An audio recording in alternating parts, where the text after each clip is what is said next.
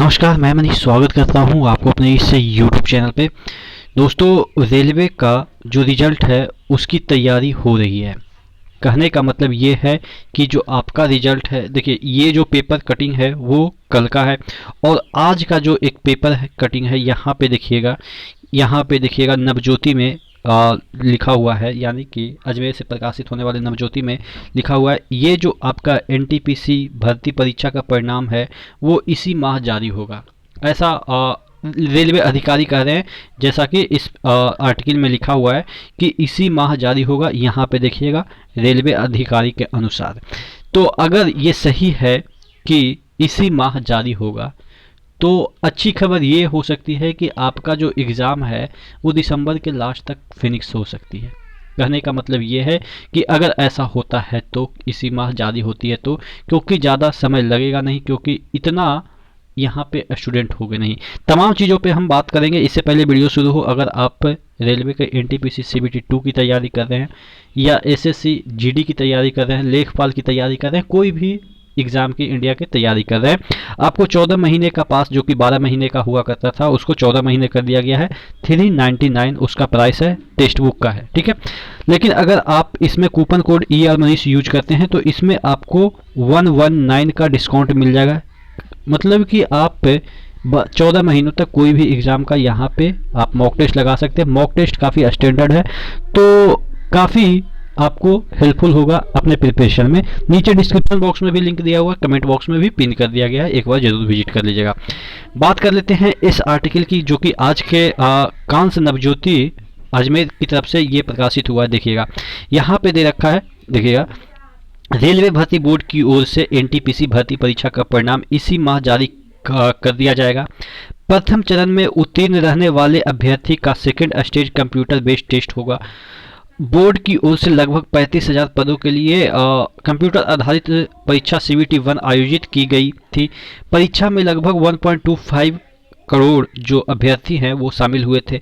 परीक्षा के विभिन्न चरण समाप्त होने के बाद आरआरबी की ओर से परीक्षा की उत्तर कुंजी 13 अगस्त को ही जारी कर दी गई थी। साथ ही अभ्यर्थियों से आपत्तियां मांगी गई थी जो कि आपने डाला था और बहुत सारे क्वेश्चन इसमें रॉन्ग भी थे। इवन मेरे जो पेपर थे उसमें भी एक क्वेश्चन रॉन्ग था, हालांकि मैंने क्लेम नहीं किया था, मुझे लग रहा था कि इतना सही है तो हो जाएगा मेरा।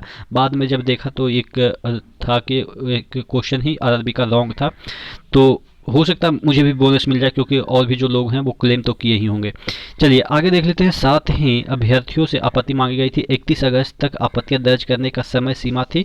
आपत्तियों का निस्तारण किया जा चुका है, यानी कि ये जो चीज़ें हैं वो ख़त्म हो चुकी है। यानी कि अब वो जो आपके 100 में से कितना नंबर के अपने आपके पेपर में सही थे, यानी कि 98 पेपर में सही थे क्वेश्चन या 99 थे, वो उसके आधार पे आपका रिजल्ट आएगा। आपत्तियों का निस्तारण किया जा चुका है। रेलवे यहाँ पे देखिएगा सबसे बड़ी चीज़ ये है कि रेल अधिकारियों के अनुसार इस माह के अंत तक परीक्षा का परिणाम जारी कर दिया जाएगा। प्रथम चरण के बाद परीक्षा का दूसरा चरण होगा जो कि मुझे जहाँ तक लगता है कि दिसंबर के लास्ट में एनी हाउ, नहीं तो आपकी जनवरी में तो क्लियर हो ही जाएगा।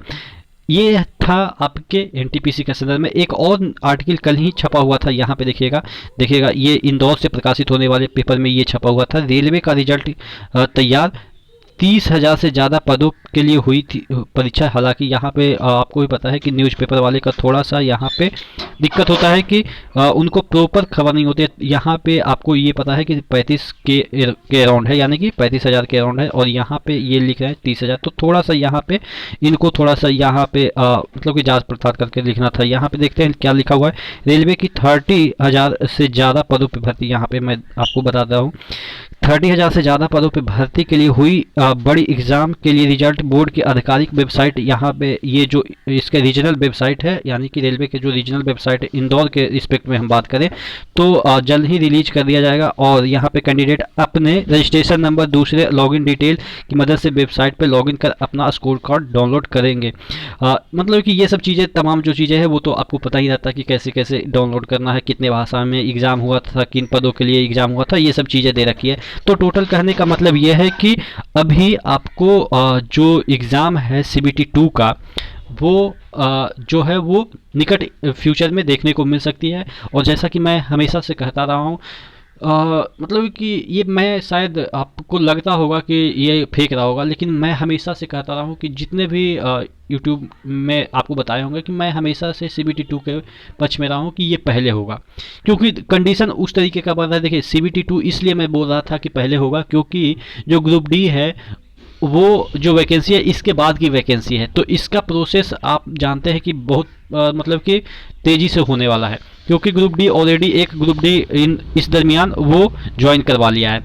तो जो NTPC के कैंडिडेट हैं, जितने भी क्लर्कियल पोस्ट हैं वो बहुत खाली हैं, तो अभी ग्रुप डी का थोड़ा सा होल्ड भी कर दिया जाएगा तो कोई दिक्कत नहीं है। लेकिन हाँ, आपके NTPC को होल्ड नहीं किया जा सकता, क्योंकि आप समझ सकते हैं कि तकरीबन 14 में वैकेंसी निकली थी, आज होने को है 21 ख़त्म, 14 और आपके मतलब कि 18 वगैरह में फिर जो निकली थी 18-19 में ही वो जो कर रहे हैं वो अभी तक कुछ हुआ नहीं। तो यानी कि 7-8 साल होने को जा रहे हैं और इतना दिनों में कितना सीटें खाली हुईगी।